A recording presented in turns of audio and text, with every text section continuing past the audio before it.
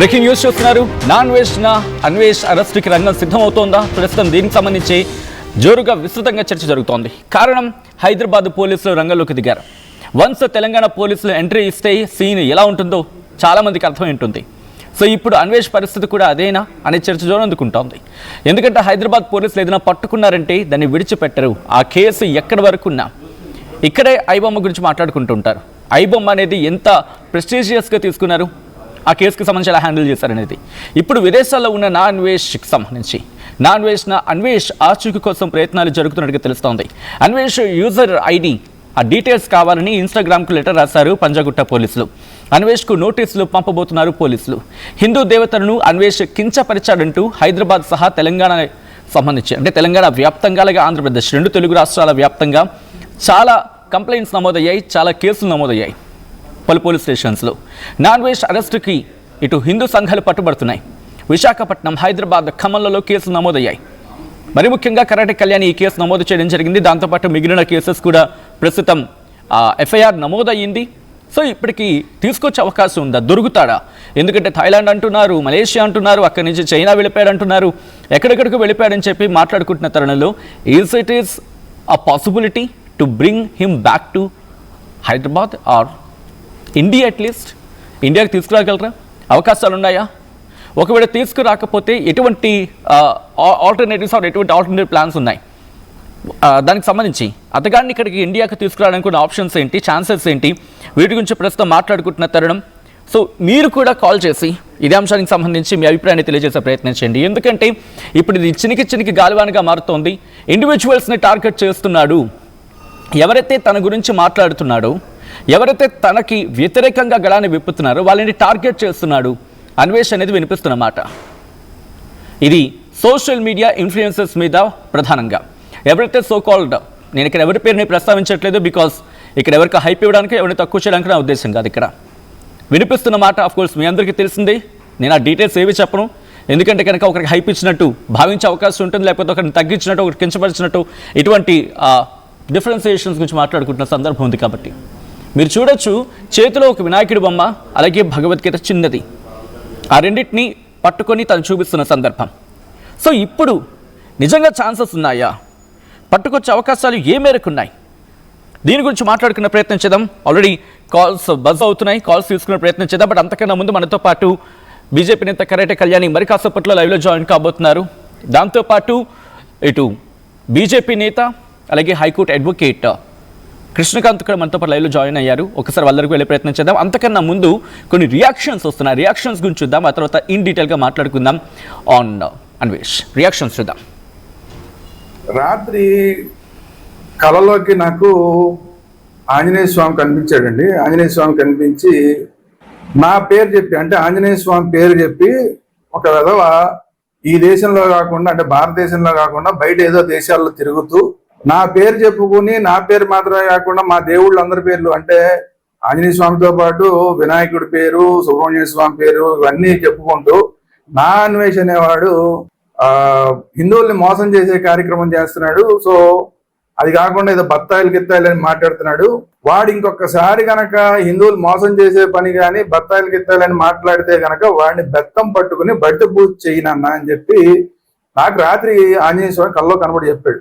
సరే, నా అన్వేషకు కూడా ఇది చెప్పాడని అతను చెప్పాడు ఆంజనేయ స్వామి. ఆంజనేయ స్వామి ఏమి పేటెంట్ హక్కు నా అన్వేషకు కాదు, మాత్రమే కాదు కదా, అందరికి కనిపిస్తాడు. నాకు కూడా కనిపించాడు. నాకు కూడా కనిపించి అన్వేష్ అనేవాడిని ఎక్కడ కనబడితే అక్కడ బెత్తం పట్టుకుని బడిత పూజ చేయనన్నా అని చెప్పాడు. అది మాత్రమే కాకుండా మన హిందువులందరికీ కూడా చెప్పినన్నా, నా పేరు, రాముడి పేరు, వినాయకుడి పేరు, సుబ్రహ్మణ్య స్వామి పేరు, వీళ్ళందరి పేర్లు కూడా చెడగొడుతున్నాడు. సీతమ్మ వారి మీద ఇష్టారాజ్యంగా మాట్లాడుతున్నాడు. వాడిని ఎక్కడ కనబడితే అక్కడ హిందువులు అనేవాళ్ళు ఎవరైనా సరే బెత్తం పట్టుకుని బడిత పూజ చేయండి అని చెప్పి మన హిందువులందరికీ చెప్పినా అన్న అని చెప్పి రాత్రి కల్లో నాకు ఆంజనేయ స్వామి కనబడి చెప్పాడండి. అది మీ అందరికీ కూడా తెలియజేస్తున్నాను. అందరికీ నమస్కారం, హిందూ బంధువులందరికీ కూడా నమస్కారం. రియాక్షన్కి సంబంధించి సో ఇది బహుశా బయట ప్లే చేయడానికి కాస్త ఇబ్బందికరంగా అని ఉండే, అంటే కాపరేట్ ఇష్యూస్ ఉంటాయి కాబట్టి ఆ బయట అనేది కాస్త మీకు ప్లే చేసి చూపించిన. ఆఫ్కోర్స్ మీరు అందరూ చాలామంది చూస్తూ ఉంటారు. తనకు ఆంజనేయ స్వామి కల్లో కనిపించాడని, కల్లో కనిపించిన 2026లో తను ఏం చేయాలో తనకు డైరెక్షన్స్ ఇచ్చాడని చెప్పి ఆయన చెప్పుకొచ్చాడు తన వీడియోలో. సో నిజంగా ఆంజనేయ స్వామి తనకి కల్లో కనిపించాడా లేదా అనేది ఎవరు మనం సర్టిఫై చేయలేం, బికాస్ అది తన కళ, తన కల్లో కనిపించడం లేదనేది తన భావ వ్యక్తీకరణ, what ever it may be. So ఈ క్రమంలో రెండు అంశాలు ఇక్కడ మళ్ళీ చర్చకు వస్తున్నాయి. ఒకటి తన అరెస్ట్ గురించి అయితే, రెండోది 2026లో ఇండివిజువల్స్ని టార్గెట్ చేయబోతున్నాడా. తన మాటల్లో ఆంజనేయ స్వామి పేరు చెప్పి ఎవరైతే బత్తాయి అంటూ కొన్ని పేర్లను ప్రస్తావించాడు, కోర్స్ చెప్పినట్టుగా తెలపనట్టుగా. సో అక్కడ కూడా చిన్న బైఫర్కేషన్ చూపించే ప్రయత్నం చేస్తాడు. నేను అంటుంది వీళ్ళని, పర్టికులర్గా వీళ్ళని కాదని చెప్పి. సో తన ఇంటెన్షన్స్ ఏంటి, ఎవరిని టార్గెట్ చేయబోతున్నాడు, ఒకరు టార్గెట్ చేస్తే ఎలా ఉండబోతుంది, డీటెయిల్గా మాట్లాడుకునే ప్రయత్నం చేద్దాం. మనతో పాటు కరాటే కళ్యాణి బీజేపీ నేత, అలాగే హైకోర్టు అడ్వకేట్ అండ్ బీజేపీ నేత కృష్ణకాంత్ కూడా మనకి లైవ్లో జాయిన్ అవుతున్నారు. ముందుగా కరాటే కళ్యాణి గారికి కూడా ప్రయత్నం చేస్తున్నాను. కళ్యాణి గారు, ఆల్రెడీ ఎవరైతే తన మీద వ్యాఖ్యలు చేస్తున్నారో వాళ్లను టార్గెట్ చేస్తున్నాడు, ఇండివిజువల్గా టార్గెట్ చేయడం ప్రారంభించాడు. సో ఎవరైతే తన వ్యతిరేకలం వినిపిస్తున్నాడో వాళ్ళని టార్గెట్ చేస్తున్నాడనే పదం వినిపిస్తోంది. ఆల్రెడీ సోషల్ మీడియా ఇన్ఫ్లుయెన్సర్స్ ఒకరి పేరు తీసుకొచ్చి తీవ్ర చర్చనాశనం అవుతోంది. సో వాళ్ళ పేరు నేను బయట పెట్టట్లేదు, తీయను కూడా ఇక్కడ. సో నెక్స్ట్ కరాటే కళ్యాణి టార్గెట్టా అన్వేష్కి? అంటే అందరికీ నమస్తే అండి, జై శ్రీరామ్, భారత్ మాతాకి జై. నేను టార్గెట్ అంటే వాడు నా పేరు తీయడానికి ఇప్పటికే భయపడుతున్నాడు అండి. ఆల్రెడీ బత్తాయిలు, ఆరెంజ్, సాఫ్రాన్ అన్నాడంటేనే మేము ఆల్రెడీ బీజేపీ నేత అని వాడికి తెలుసు, హిందుత్వవాదిని తెలుసు. అంటే వాడు ఇండైరెక్ట్గా కాదు, డైరెక్ట్గా మమ్మల్ని అంటున్నాడు, మమ్మల్ని అందరినీ అంటున్నాడు. కాకపోతే పేరు తీయట్లేదు, ఎందుకంటే నా పేరు తీయడానికి వాడికి భయం. ఎందుకు భయం అంటే ఆల్రెడీ ఎన్ని కేసులు పడుతున్నాయి, ఏ విధంగా ఉన్నప్పుడు ఇంకొక కేసు పడుతుందేమో అని తీయట్లేదు, అంతే తప్ప డైరెక్ట్గా చెప్తున్నాడు. రాముడి పేరు చెప్పుకొని ఇవన్నీ చేస్తున్నారు. ఎవరండి రాముడి పేరు చెప్పి చేస్తున్నారు? వాడికి ఏదో కళ్ళకు వచ్చాడంట ఆంజనేయ స్వామి. నాకైతే మాత్రం నాకు రామ పరివారం అంతా కళ్ళకు వచ్చి, ఆంజనేయ స్వామి నీకు శక్తినిస్తున్నా, నువ్వు ఖచ్చితంగా వాడి కుప్పుగెంతులన్నీ కూడా అసలు వాడు ఆడుతున్న ఆటలన్నీ ఆట కట్టాలంటే వాడు అంటే ఎలాగైనా సరే వాడు ఆట కట్టించాలి అంటే ఒక ఆడపిల్లనే కన్ఫామ్గా మాట్లాడడానికి సరిపోతుందని నాకే శక్తినిచ్చి, నాకు కేసు పెట్టేటట్టు శక్తినిస్తేనండి నేను కేసు పెట్టా. నాకు ఎప్పుడు రోజు కనిపిస్తారండి స్వామి, రోజు కనిపిస్తారు. ఆంజనేయ స్వామి అంటే రాముడు, కృష్ణుడు అందరూ కనిపిస్తారు. అమ్మవారి ఆయనకి ప్రత్యేకంగా కనిపించి మీరు 2026లో ఎవరైతే టార్గెట్ చేశారో, ఎవరైతే కండువా కప్పుకొని ఇటు ఒకప్పుడు ఒకలా ఉన్నారు, కండువా కప్పుకొని వాళ్ళు చాలా పునీతులు అయిపోయారని అర్థం వచ్చేలా మాట్లాడుతూ వాళ్ళ సంగతి చూడు అని చెప్పి తనకు డైరెక్షన్స్ ఇచ్చారట. సో ఆ లెక్కలో మీరు కూడా ఉన్నారా తన దృష్టిలో? నాకు కూడా ఇచ్చారు. మరి నేనున్నాను, అతను క్లియర్ గా ఉంది కదా, అందులో చెప్తున్నాడు కండువ కప్పుకునండి. నేను ఎప్పుడు కప్పుకున్నా, ఇప్పుడు కప్పుకోలేదు, ఆ వెధవుకు తెలియదేమో. సో నేనేమంటానంటే, నేను ఖచ్చితంగా రాముని వారము మాకేమి విచారము, స్వామి నీదే భారం, ఇదే నా స్లోగన్. కాబట్టి స్వామి మీద భారం వేసి మేము ముందుకెళ్ళిపోతున్నాం. కేసు అయింది, ఆ కేసు ముందుకెళ్తుంది. వాడివన్నీ క్లోజ్ అయిపోయే రోజులు దగ్గరలో ఉన్నాయి. వాడికి ఇప్పటికే భయం పట్టుకుంది. వాడు మాట్లాడడానికి కూడా మాట తడబడుతున్నాడు. వాడు బూతులు మాట్లాడకుండా ఏదో చేసేస్తానంత మాత్రాన వాడిని ఎవ్వరూ నమ్మరు. వాడు ఎంత వెధవో, ఎంత రోగో అందరికీ అర్థమైపోయింది. వాడు ఒక సోషల్ మీడియా టెర్రరిస్ట్లా తయారయ్యాడు. అలాంటి వెధవల్ని ఎంత తొందరగా మీరు అన్ఫ్రెండ్ చేసుకుంటే, అన్బ్లాక్ చేసుకుంటే, వాడి మీద రిపోర్ట్లు కొడితే, అన్సబ్స్క్రైబ్ చేస్తే అంత మంచిది భారతదేశానికి, దేశానికి, ధర్మానికి కూడా. సో నాకు ఆంజనేయ స్వామి, సీతమ్మ వారు, అలాగే రామస్వామి నాకు ఇచ్చిన శక్తి మేరకే నేను ఈరోజు కేసు పెట్టాను. వాడికి కళ్ళకు వస్తారో రారో కానీ మాకైతే కళ్ళకు రోజు వస్తారండి. ఇలాంటి వెధవలు ఆట పట్టమని అమ్మవారి శక్తి ఇస్తూ ఉంటుంది. మేము ఆ శక్తిని పుంజుకొనే ముందుకు వెళ్తూ ఉంటాం. కాబట్టి వాడికి ఏమి కళ్ళకు వస్తారో మాకైతే కన్ఫర్మ్ లేదు, కానీ నాకైతే కళ్ళకు వచ్చి చేశారు కాబట్టి నేను కేసు చేయించాను. పోలీసు వారు సజ్జనార్ గారు కూడా ఎన్కౌంటర్ స్పెషలిస్టు, వారికి కూడా వినతి చెప్తున్నాను నేను.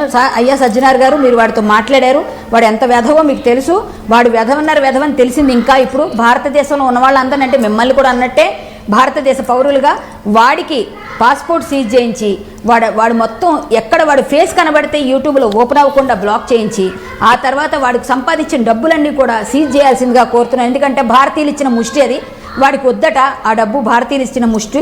కాబట్టి వాడు సీజ్ చేసేసేయండి. ఏదైనా అనాథాశ్రమంకో లేకపోతే ఏదైనా అయోధ్య రామాలయంకో ఇచ్చేయండి. కానీ కళ్యాణి గారు తను అంటున్న మాట మీరు వినే ఉంటారు. తను ఏమంటాడంటే 2026లో నేను పక్కాగా మిమ్మల్ని టార్గెట్ చేస్తాను. ఎవరైతే సో కాల్డ్ అని ఒక బత్తాయి అనే పదం తను ప్రయోగించాడు కాబట్టి నేను ఆ మాట అనడం జరుగుతోంది. ఎవరైతే 2026లో వీళ్ళని టార్గెట్ చేస్తాను, మరి ముఖ్యంగా కండువా వేసుకొని సో కాల్డ్ ఇప్పుడు మాట్లాడుతున్నారు, గతంలో మాట్లాడలేదు అనేది తను అంటున్న మాట. బత్తాయి అనేది సార్ ఒక 2 వర్గాల వారు మాట్లాడతారు, అది అందరికీ తెలుసు. నేను వాళ్ళందరి ఇప్పుడు చెప్పక్కర్లేదు. మేము బత్తాయిలము లేకపోతే ఇంకేంటో వాడికి ఉగ్గుపాలతో సహా కక్కించకపోతే ఆరెంజ్ సాఫ్రాన్ ఫ్లేవర్ ఏంటో, సాఫ్రాన్ పవర్ ఏంటో ఎలా ఉంటుందో చూడమని చెప్పండి వాడిని. ఆ వెధవని రాసి పెట్టుకోమనండి. 2026 కరాటే కళ్యాణి చెప్తుందని చెప్పండి. అవసరమైతే 2026 వాడు చెర్లపల్లి జైల్లో లెక్కలు పెడతాడు. భారతదేశం వచ్చి ఊచలు లెక్కలు పెట్టిస్తాం. ఈ సాఫ్రాన్ పవర్ ఏంటో చూపిస్తాం, హిందుత్వవాదులు పవర్ ఏంటో చూపిస్తాం, సాధు పొంగుల మహిమ ఏంటో చూపిస్తాం. వీడేమైనా పెద్ద ఏదో మునిలాగా తపస్సు చేసినట్టుగా వీడు శాపాలు పెడితే అయిపోతాయి అనుకుంటున్నారా? ఈ దేశంలో పుట్టిన ప్రతి ఆడపిల్ల కూడా పవిత్రమైన సీతామాతను ఆదర్శంగా తీసుకుంటుంది.